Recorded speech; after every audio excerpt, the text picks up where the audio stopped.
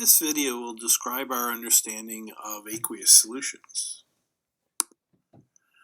A homogeneous mixture of at least two components is referred to as a solution. Solutions can be either solids, liquids, or gases. Typically in this class we'll be considering liquid solutions where the major component is water, sometimes referred to as aqueous solutions. If we think about the minor component or components, this is referred to as the solute, and this is often then dissolved in the major component, which is the solvent. In an aqueous solution, that would be water. Typically, we would like to define some terms associated with the amount of solute that has been dissolved in the solvent to form the solution. So oftentimes we refer to the concentration of the solute. There are two general categories. We could have dilute solutions, which means there's a very small amount of solute dissolved in the solvent. Whereas if there's a lot of the solute dissolved in the solvent, then we would have a concentrated solution. And of course, this is a very qualitative description. In order to have a quantitative description, we need to discuss the concept of molarity, or the so-called molar concentration. And this is simply defined as the number of moles, given the symbol of N in this equation, divided by the volume of the solution.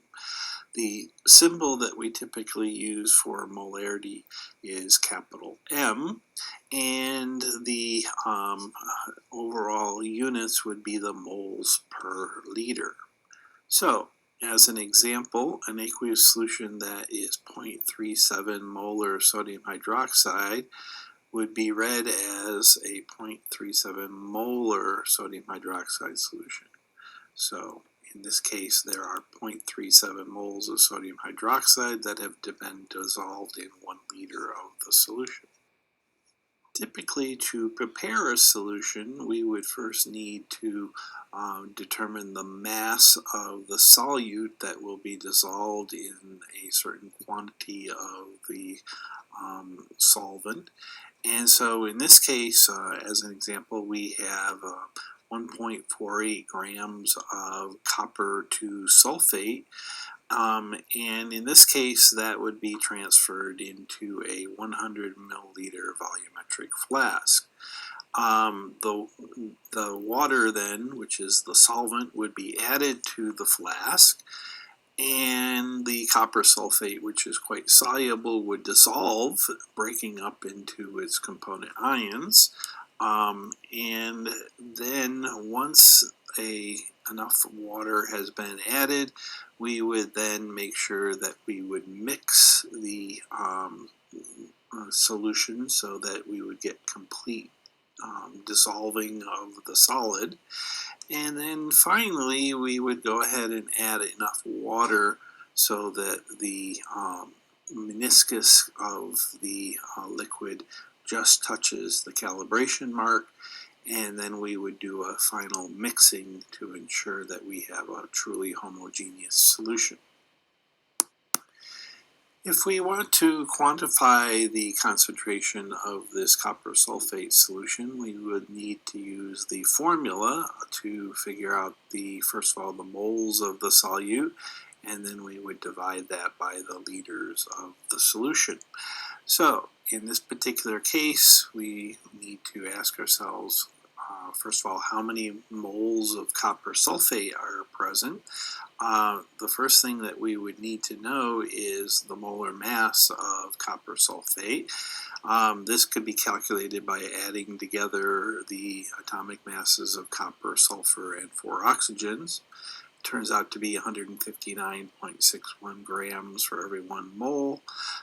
If we use our dimensional analysis approach so that we then end up canceling the grams of copper, we would then result, this calculation would give us the moles of the copper sulfate. If we then dissolve that in the 100 milliliters of solution, the 100 milliliters in fact is equivalent to 0.100000 liters of the solution by moving the decimal point 3 places to the left. And if we then go ahead and do our calculation using our calculator, we would take 1.48 grams divided by the 159.61 grams, and then divide all that by 0.1, and that would then give us a value of 0.09272, the final 2 being the first insignificant digit. We need 3 significant digits, which then is put into scientific notation as 9.27 times 10 to the negative 2 molar, and the unit is abbreviated as capital M. Molarity is a property that has units of moles per liter, and therefore can be used as a conversion factor when doing various types of calculations. As an example of a question related to molarity, we have a question that asks how many milliliters of a 0.213 molar calcium chloride solution are required to provide 0.732 grams of calcium chloride. So, in this case, we can remember that the formula for molarity is moles of solute per liter of solution. And in this case, if we rearrange this equation for the liters of solution, which is the goal of this particular question, we could use the equation in the form that you see here. Now, if we start with the grams of calcium chloride given in the question, we can then convert that into our moles by using the molar mass of calcium chloride. And then you'll notice that the grams of calcium chloride cancel. This then gives us, we plug that into the calculator and we come up with 0.0065958 moles of calcium chloride, noting that we have 3 significant digits in this calculation. At this stage, then, we can use our molarity to come up with the number of moles of calcium chloride, and in this particular case we take the moles and divide by the 0.213 moles per liter. The moles will cancel, and then finally this gives us the number of liters of the calcium chloride solution, and the final step of the question is to get to the milliliters. And of course we can do that by moving the decimal point 3 places to the right with 3 significant digits. When dealing with solutions in terms of doing a dilution, we can use the concept of molarity, and typically we would start with a highly concentrated solution and add a solvent, which then produces a more dilute solution in the end. Remember that the molarity is equal to the moles of solute per liter of solution. We can rearrange this equation for the moles of solute, and this gives us moles of solute equals molarity times the liters of the solution. We can then realize that the moles of the solute has to equal the molarity of the concentrated solution times the volume of that concentrated solution.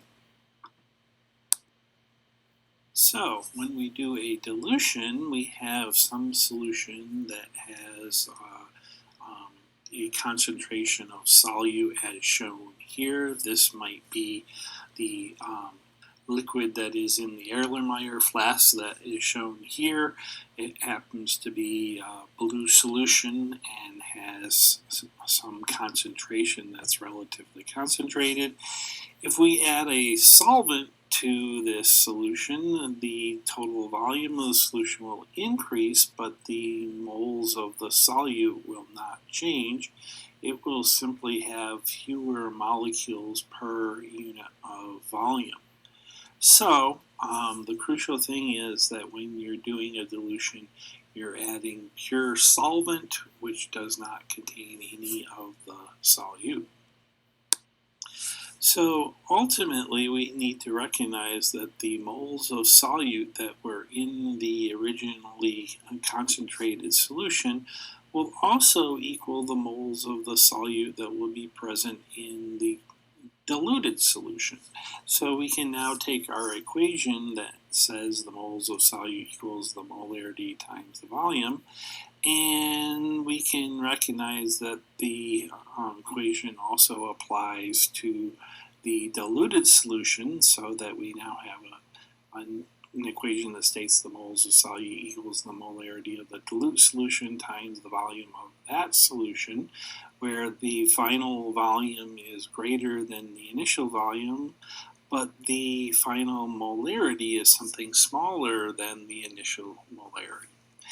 We can set these two equations equal to one another to come up with a useful relationship that states the molarity of the concentrated solution times the volume of the concentrated solution has to equal the molarity of the dilute solution times the volume of the diluted solution. So this is the so-called dilution formula.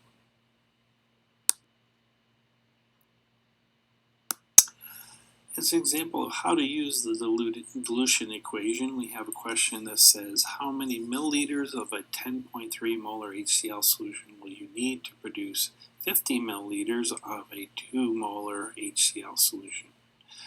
So in this particular case, we have our dilution equation. We want to identify the variables that we are given and the goal of the question. So the goal is the volume of the concentrated solution. The givens are the molarity of the concentrated solution, the volume of the diluted solution, and the molarity of the diluted solution. If we plug those variables into the rearranged equation, we see that we have a situation that takes the molarity of the diluted solution times the volume divided by the molarity of the concentrated solution. And of course, 2 divided by 10 is about 1/5. 1/5 of 50 is going to be about 10 milliliters. And so we plug that all into our equation, and we come up with a value of 9.7087. We need 3 significant digits, and so we round the 0 up to a 1, and our final answer is 9.71 milliliters.